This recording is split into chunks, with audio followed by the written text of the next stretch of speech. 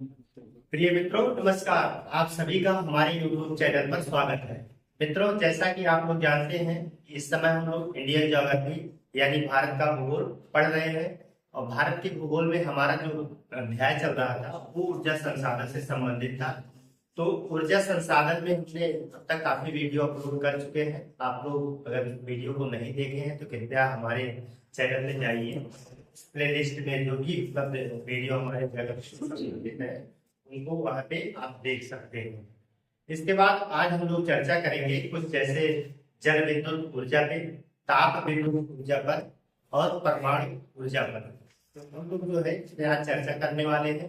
इसमें हम लोग आज सबसे पहले जो है जल विद्युत ऊर्जा से संबंधित चीजों को पढ़ेंगे। तो हमारा यहाँ अध्याय जो है ऊर्जा संसाधन है।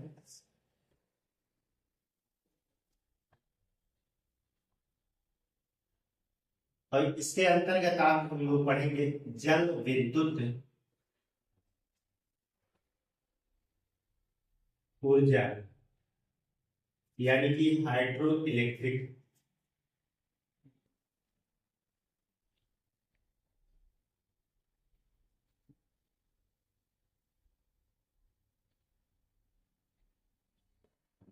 हाइड्रो इलेक्ट्रिसिटी से संबंधित चीजों को आज हम लोग पढ़ेंगे। तो आप लोग जैसा कि जानते हैं कि जल जो है या जल से संबंधित जो भी विद्युत ऊर्जा प्राप्त हो रही है यह एक नवीकरणीय संसाधन के अंतर्गत आता है। नवीकरणीय संसाधन क्या होता है कि ये जो है इसको रिन्यूएबल है, मतलब इसको हम जो है पुनः इससे ऊर्जा को जो है बना सकते हैं या ऊर्जा की प्राप्ति कर सकते हैं।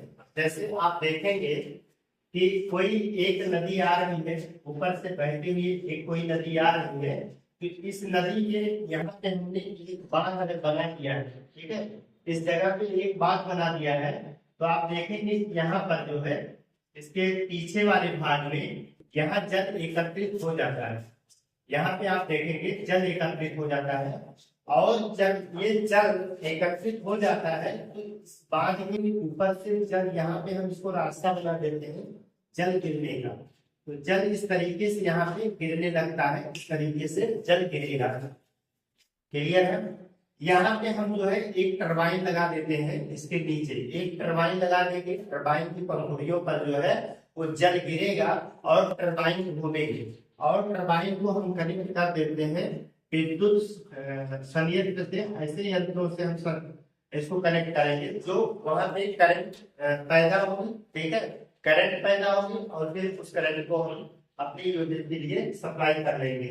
तो इस तरीके से जो है यहाँ पे बिजली का उत्पादन किया जाता है। यहाँ पे आपने देखा कि लॉस कुछ नहीं हुआ। लॉस का मतलब है कि पानी जो है, जितना पानी यहाँ इधर पानी आगे फिर नदियों में बह जाएगा, आगे फिर नदी में बह जाएगा। तो फिर हम यहाँ पे भी एक बांध बना सकते हैं।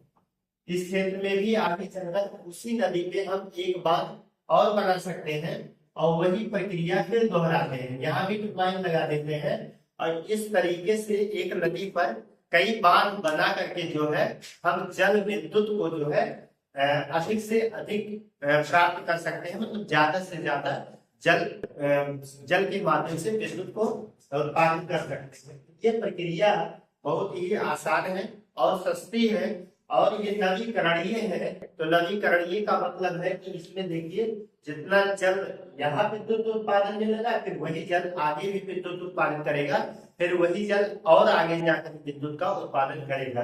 तो ऐसी स्थिति में ज्यादा व्यय नहीं होगा, यानी कि वही जल के माध्यम से बहुत बार जो है बिजली का उत्पादन किया जा सकता है। तो ये चीज होती है नवीकरणीय। अनवीकरणीय का मतलब होता है कि जिसका आप लोग नवीनीकरण नहीं कर सकते हैं। जैसे आपने कोयले का इस्तेमाल कर लिया, कोयला है, पेट्रोलियम है या प्राकृतिक गैस है या लकड़ी है, उपल है। ठीक है, इन सभी चीजों को जो है अगर आपने एक बार इस्तेमाल कर लिया तो उसको आप दोबारा इस्तेमाल नहीं कर सकते हैं। भविष्य में भी उसका दोबारा इस्तेमाल नहीं किया जा सकता है, क्योंकि वो जो है जल के राख हो जाएगी। राख हो जाएगी, भाई उनका फिर इस्तेमाल कैसे करेंगे?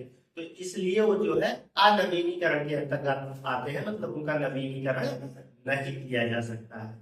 तो यहाँ नवीनीकरण का और भी उदाहरण हो सकता है, जैसे आप देखेंगे पवन ऊर्जा, हवाएं लगातार बह रही हैं, पंखुड़ियों से टकराएंगी, फिर पंखुड़ियां चलेंगी तो उसके माध्यम से हम विद्युत को उत्पन्न कर सकते हैं। आप देखेंगे इस समय वर्तमान समय में सोलर एनर्जी यानी कि सौर से प्राप्त ऊर्जा भी जो है, ये भी जो है आपका नवीकरणीय के अंतर्गत है। सूर्य डेली निकलता है, रोज रोज निकल रहा है, सुबह होती है सूर्य निकल जाता है, तो उसकी ऊर्जा को हम प्राप्त करके जो है हम लोग विद्युत ऊर्जा में कन्वर्ट कर लेते हैं और हमें विद्युत ऊर्जा की प्राप्ति होती रहती है। तो ये चीजें होती है नवीकरणीय और अनवीकरणीय। तो आप समझ गए होंगे जल विद्युत जो है एक नवीकरणीय है। अब इसमें हम लोग जल विद्युत के अंतर्गत जो है कुछ महत्वपूर्ण पॉइंट्स है, उन पॉइंट्स को पढ़ेंगे। जैसे हमने देख लिया कि यह एक नवीकरणीय है, पहली बात तो यही हो जाएगी यह नवीकरणीय है। अब इसके बाद जो है आप देखेंगे कि जल विद्युत में जो है इसका बहुत ज्यादा रोल होता है जल विद्युत में। तो 1/4 जितने भी हमारे पास विद्युत उपलब्ध है पूरे भारत में, जितना विद्युत का उत्पादन होता है उसका 1/4 अंश जो है अभी इस जल विद्युत से हम लोग प्राप्त कर रहे हैं। मतलब 25% जो है जल विद्युत से प्राप्त होता है, उसमें इसका अंश होता है। मतलब समझ रहे हैं ना, जैसे अगर हमने 100% हमारे यहाँ बिजली उत्पादित हो रही है तो उसमें 25% अंश किसका होता है, जल विद्युत का होता है। जल विद्युत के लिए आप देखेंगे कि सबसे पहले भारत में जो है जल विद्युत परियोजना की स्थापना जो है दार्जिलिंग में की गई थी 1897 में। 1897 में सर्वप्रथम जो है इसकी स्थापना पश्चिम बंगाल में दार्जिलिंग, तो वहां पे इसकी स्थापना की गई थी। 1902 में इसकी दूसरी जो है आप देखेंगे दूसरा जल विद्युत परियोजना कावेरी नदी पर शिव समुद्रम के नाम से कर्नाटक में स्थापित किया गया था। तो यही चीजें हैं। आप देखेंगे कि जल विद्युत से संबंधित चीजों को अभी हाल ही में जो है लगाया गया। जैसे आप देखेंगे कि पार्वती जल विद्युत परियोजना हिमाचल प्रदेश में कुल्लू में। इसके बाद आप देखेंगे कि रामपुर जल विद्युत परियोजना ये भी कुल्लू में है, शिमला में। और फिर इसमें एक है कोल डैम जल विद्युत परियोजना, ये भी हिमाचल प्रदेश में। तो ये नवीनतम जल विद्युत परियोजनाएं हैं। हालांकि भारत में बहुत सारी जल विद्युत परियोजनाएं हैं, तो उन सब चीजों को हम लोग जो है यहाँ पे पढ़ेंगे। तो आइए हम लोग जो है देखते हैं यहाँ से जो महत्वपूर्ण चीजें निकल के आती हैं।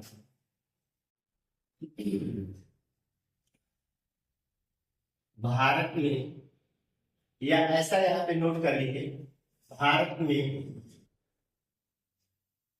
जल विद्युत ऊर्जा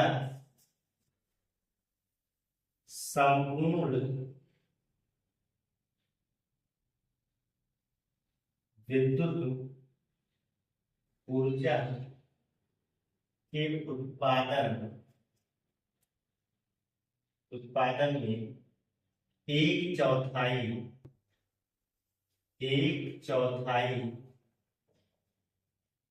हिस्सा रखता है। कहने का मतलब है कि 1/4 हिस्सा जो है किसका है, तो आप बता दीजिएगा कि जल विद्युत का है, जितना पूरा विद्युत का उत्पादन होता है। यह एक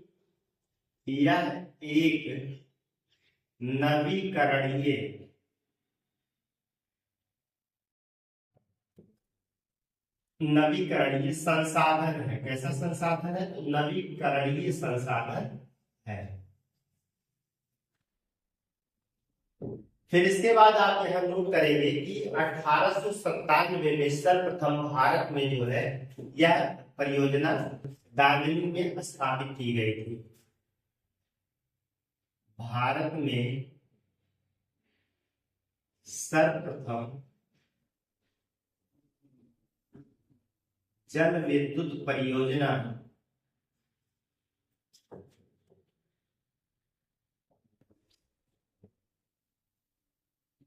1897 में दार्जिलिंग लिंग, यानी पश्चिम बंगाल में स्थापित की गई।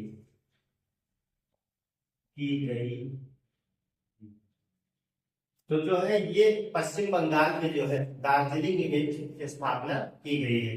इसके बाद जो है इसके पश्चात 1902 में कावेरी नदी पर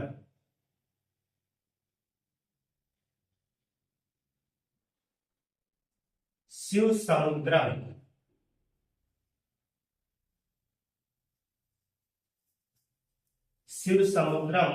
यानी कि कर्नाटक में है, कर्नाटक में स्थापित की गई।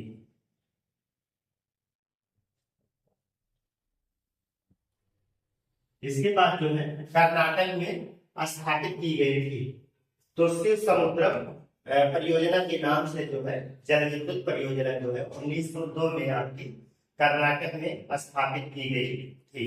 तो अधिक जनशक्ति क्षमता वाला क्षेत्र कौन कौन सा है, तो इस पॉइंट को भी आप लोग यहाँ नोट कर सकते हैं।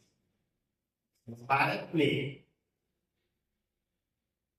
जल शक्ति क्षमता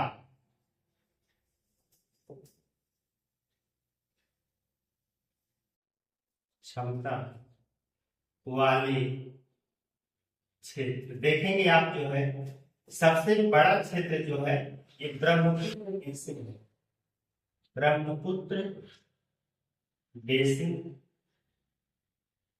इसके बाद पूर्व की ओर बहने वाली नदियां, पूर्व की ओर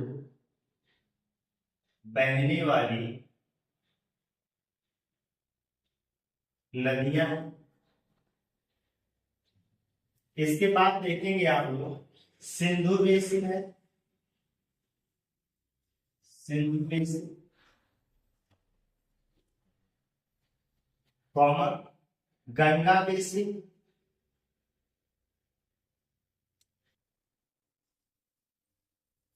एवं मध्य भारत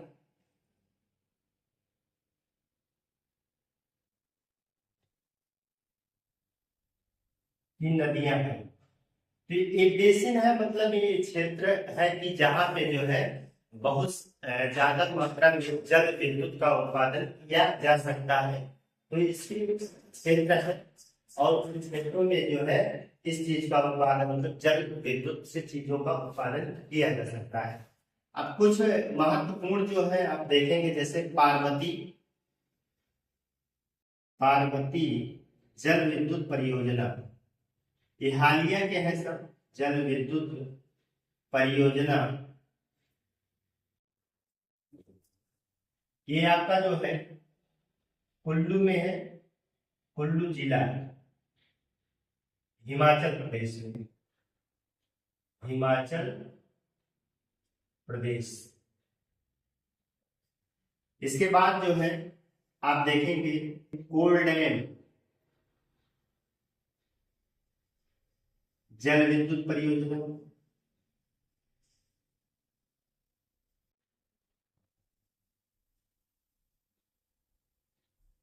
ये आपका पड़ेगा बिलासपुर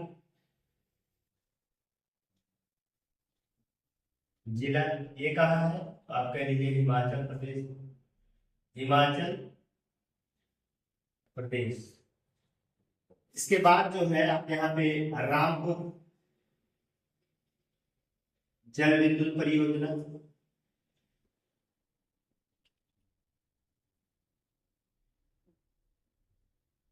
ये आपका पड़ेगा कुल्लू और शिमला,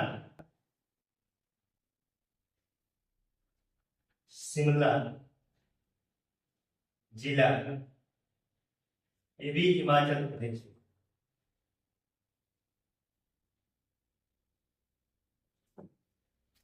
तो ये हिमाचल प्रदेश में स्थित जो है आधुनिक या नवीनतम जो है जल विद्युत परियोजनाएं स्थापित की गई है।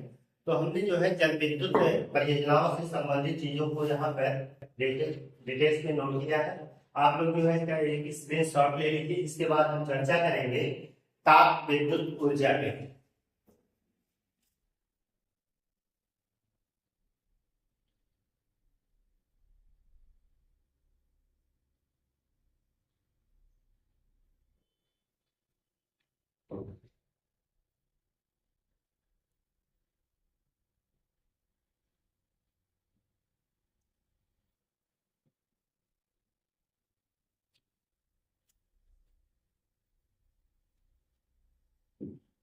ताप विद्युत ऊर्जा, यहाँ पे हम नहीं डालेंगे ताप विद्युत ऊर्जा।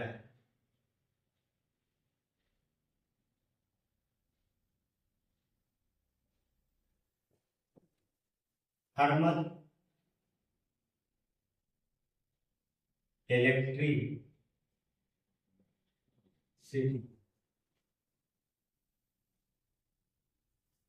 Thermal electricity. तो ताप विद्युत ऊर्जा जो है यह एक जो है अनवीकरणीय ऊर्जा संसाधन है, क्योंकि इसकी प्राप्ति जो है इसके जो जो इसमें ईंधन लगता है, आपका ईंधन स्वरूप जो है कोयला, पेट्रोलियम और प्राकृतिक गैस का इस्तेमाल किया जाता है।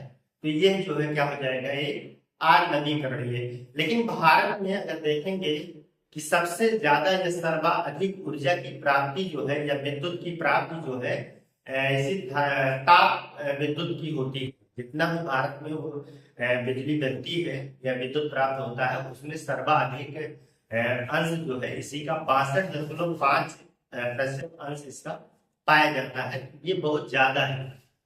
तो ये चीजें आप लोग याद रखिएगा। आप देखिएगा कि जल ताप विद्युत के उत्पादन में जो है हमारा महाराष्ट्र नंबर 1 स्थान पे है। इसके बाद उत्तर प्रदेश है, फिर गुजरात है, फिर पश्चिम बंगाल जो है ताप विद्युत उत्पादन में अपना ताप विद्युत का उत्पादन वहां ही किया जाता है जहां पर आप देखेंगे कोयले की अधिकता हो, क्योंकि ये चीजें जो है कोयले से प्राप्त होती है, इसलिए इनकी अधिकता वाले क्षेत्रों में जो है इनको स्थापित किया जाता है। और फिर इसके बाद हम लोग चर्चा करेंगे कि कहाँ ताप विद्युत केंद्र या परियोजनाएं स्थापित की गई है। तो 12 जगह जो है इनकी स्थापना, हालांकि जो है 11 जगह किया गया है।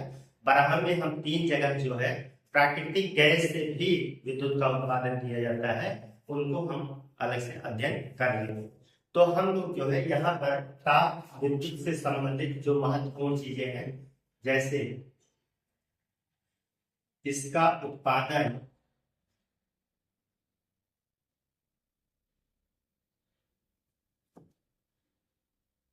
जैव ईंधन जैसे कोयला, पेट्रोलियम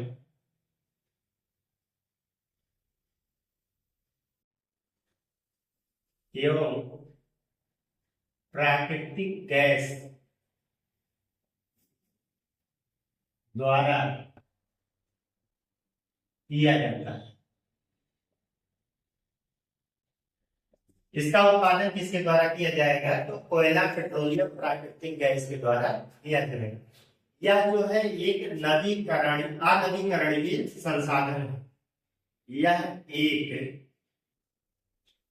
अनवीकरणीय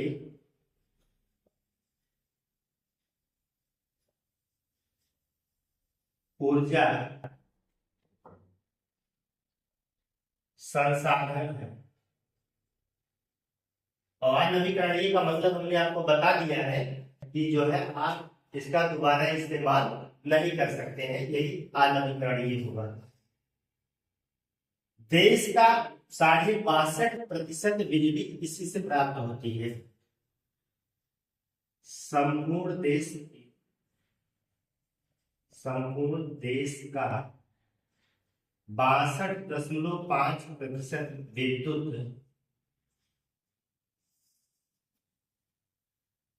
इसी से प्राप्त होता है।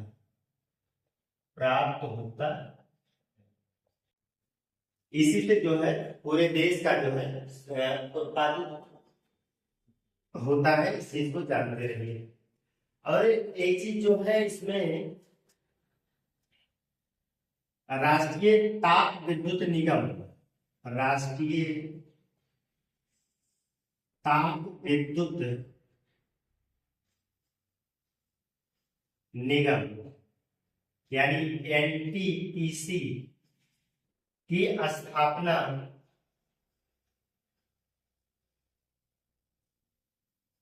1975 में नई दिल्ली में हुई।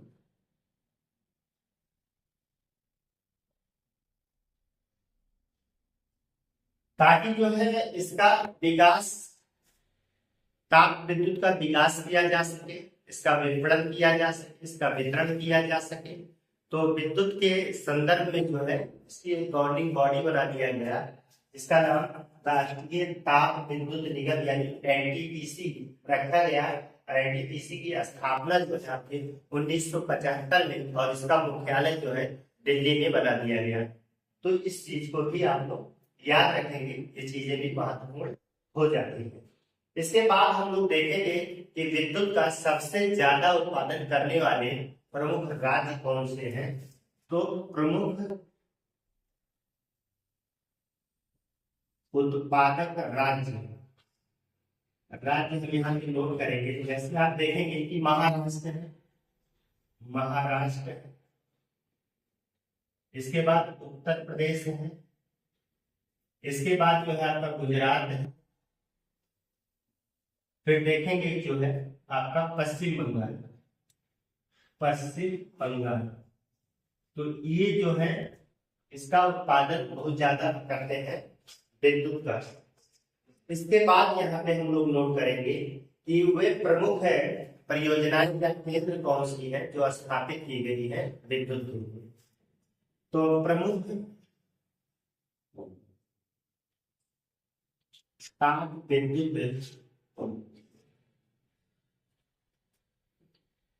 प्रमुख ताप विद्युत केंद्र या परियोजनाएं, परियोजनाएं। तो हम परियोजनाओं को यहाँ पे नोट करेंगे नंबर 1 करके। जैसे बदरपुर, परियोजना का नाम लिखेंगे और उसके सामने उसकी स्थापना किस स्थान पे की गई है, इस चीज को हम लोग नोट करेंगे, कहाँ पर उसे स्थापित किया गया। जैसे आप देखेंगे बदरपुर, तो बदरपुर जो है वो दिल्ली में है, यहाँ हम लोग दिल्ली नोट करेंगे, बदरपुर दिल्ली में है। नंबर 2 पे यहाँ पे हम लोग लिखेंगे जैसे फरक्का हमने लिखा, फरक्का ये पश्चिम बंगाल में है।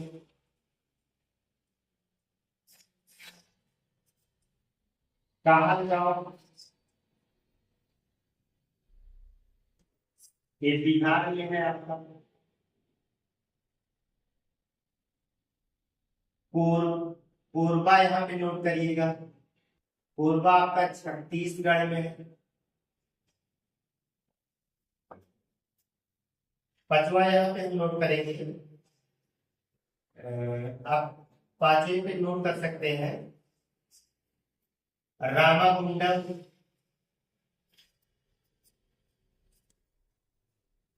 ये आपका पड़ेगा तेलंगाना में। 6वें नंबर रिहंद या ओबरा, ये है आपका उत्तर प्रदेश में। इसके बाद 7 नंबर पे ऊंचाहार, ऊंचाहार ये भी आपका पड़ेगा उत्तर प्रदेश में। इसके बाद 8 नंबर पे राष्ट्रीय राजधानी क्षेत्र, राष्ट्रीय राजधानी क्षेत्र, राष्ट्रीय राजधानी क्षेत्र संयंत्र, ये जो है ये भी आपका उत्तर प्रदेश दादरी में पड़ेगा, दादरी, इसको आप लोग नोट करेंगे। 9 नंबर पे यहाँ नोट कर लीजिएगा विंध्याचल, विंध्याचल आपका मध्य प्रदेश में है, मध्य प्रदेश। इसके बाद 10 नंबर में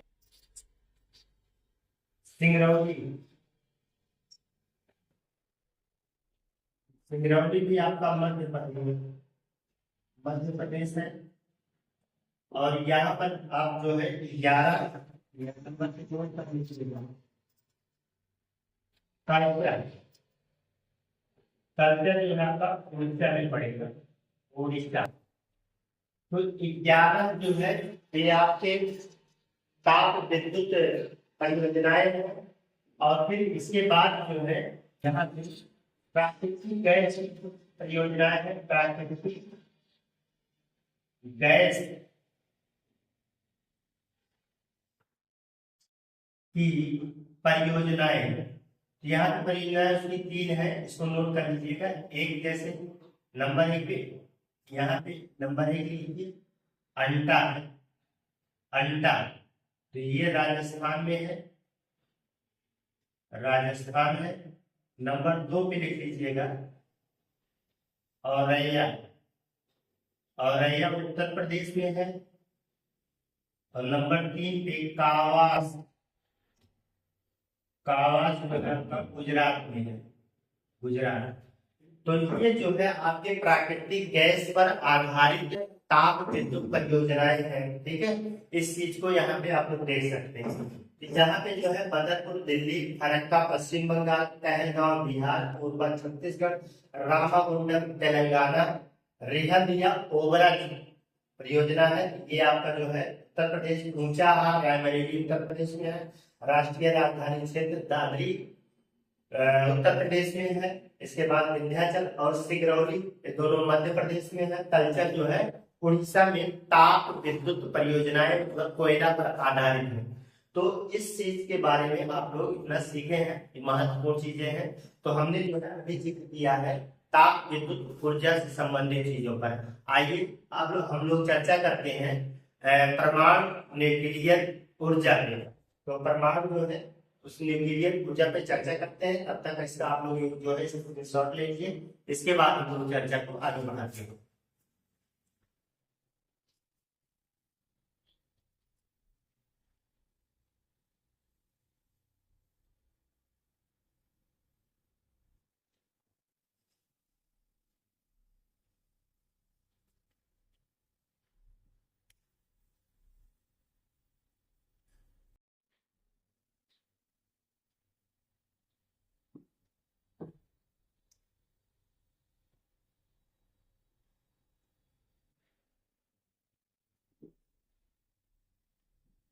यहाँ पे हम लोग जो है परमाणु ऊर्जा पढ़ेंगे, परमाणु ऊर्जा।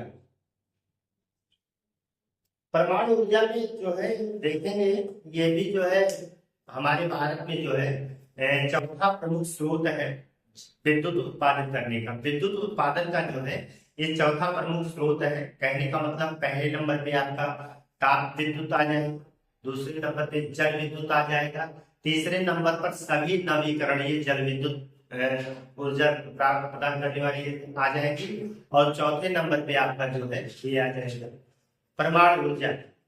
तो इसके मामले में जो है ये चौथा नंबर हो जाएगा आपका। परमाणु ऊर्जा उत्पादित करने के लिए मुख्य रूप से 2 प्रमुख ईंधनों की आवश्यकता होती है, यूरेनियम और थोरियम।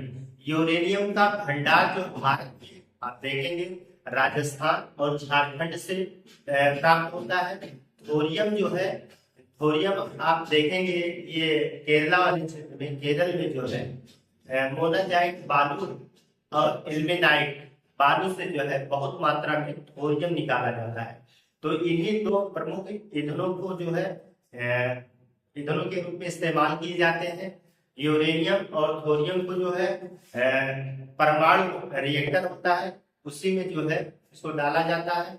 फिर इसके बाद जो है विखंडन की क्रिया होती है, प्रक्रिया होती है, और उस प्रक्रिया के दौरान जो भी ऊर्जा मुक्त होती है उसी का इस्तेमाल हम लोग विद्युत के रूप में करते हैं।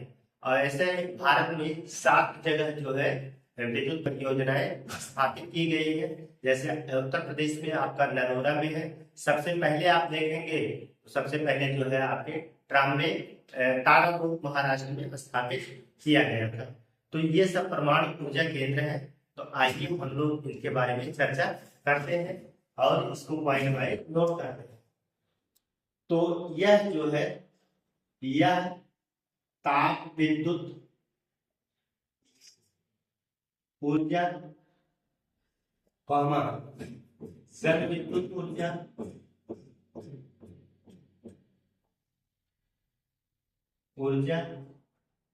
नवीकरणीय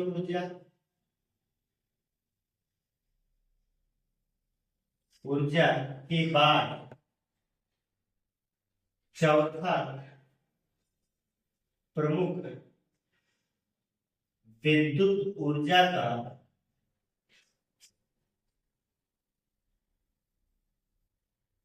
स्रोत है।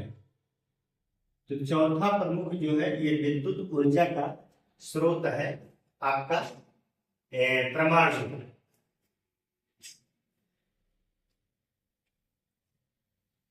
इसमें यूरेनियम एवं थोरियम को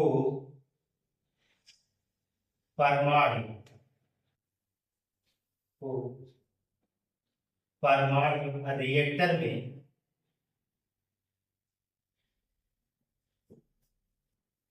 ईंधन के रूप में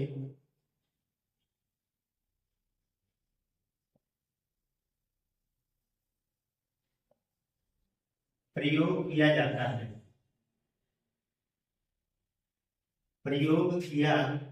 जाता है। नाभिकीय विखंडन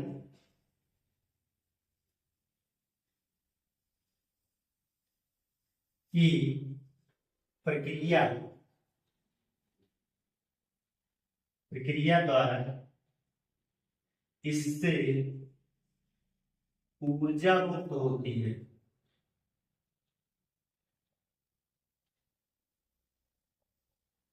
इससे क्या होता है, ऊर्जा मुक्त होती है।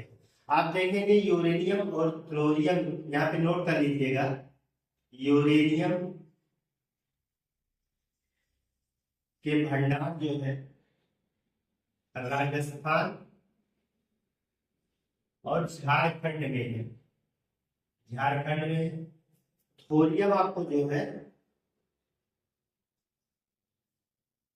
मोनाजाइट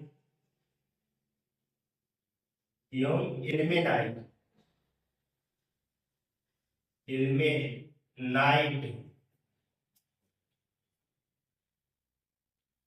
इल्मेनाइट बालू से प्राप्त होता है।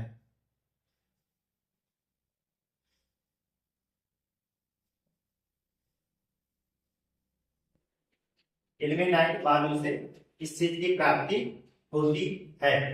तो इस चीज को जो है आप लोग समझ गए हैं। यही दोनों चीजें जो है परमाणु रिएक्टर में या नाभिकीय रिएक्टर में जो है ये ईंधन के रूप में इस्तेमाल किए जाते हैं। अब हम लोग जो है इसके प्रमुख केंद्र को भी नोट करेंगे। ऐसे प्रमुख केंद्र कहाँ पे स्थापित किए गए, यानी परमाणु ऊर्जा केंद्र। तो भारत के प्रमुख परमाणु ऊर्जा केंद्र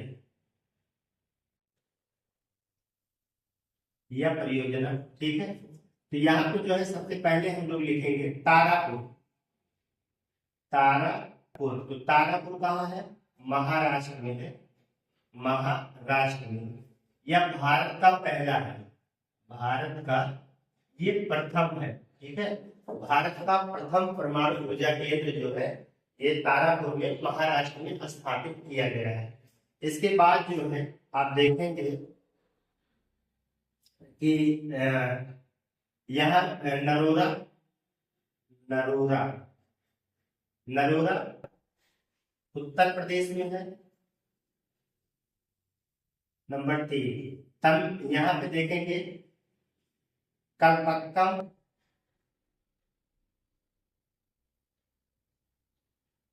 ये तमिलनाडु में है, आपके तमिलनाडु में है। इसके बाद नंबर 4 कुडलकुलम। कुडलकुलम ये जो है ये भी तमिलनाडु में है, तमिलनाडु में है। इसके बाद 5 नंबर पे आप नोट करेंगे कैगा, कर्नाटक में है। और नंबर 6 रावत भाटा, आपका राजस्थान में है। और नंबर 7 जो है आपका काकरा पार, काकरा पार जो है आपका गुजरात में है, गुजरात में। तो ये 7 जो है परमाणु ऊर्जा की प्रमुख केंद्र हम आप लोगों को बताए हैं। तो इसको जो है आप लोग बढ़िया से पढ़ लीजिएगा, ये चीजें बहुत महत्वपूर्ण है, यहाँ परीक्षाओं से अक्सर पूछा जाता है। तो ये सातों को आप लोगों को याद रखना चाहिए और महत्वपूर्ण चीजें हैं। तो मित्रों, हम लोग आज जो है जल विद्युत ऊर्जा, ताप विद्युत ऊर्जा और परमाणु ऊर्जा से संबंधित महत्वपूर्ण चीजों को देखा। हमारी ये क्लास आप लोगों को कैसे लगी आप लोग कमेंट में जरूर बताइएगा।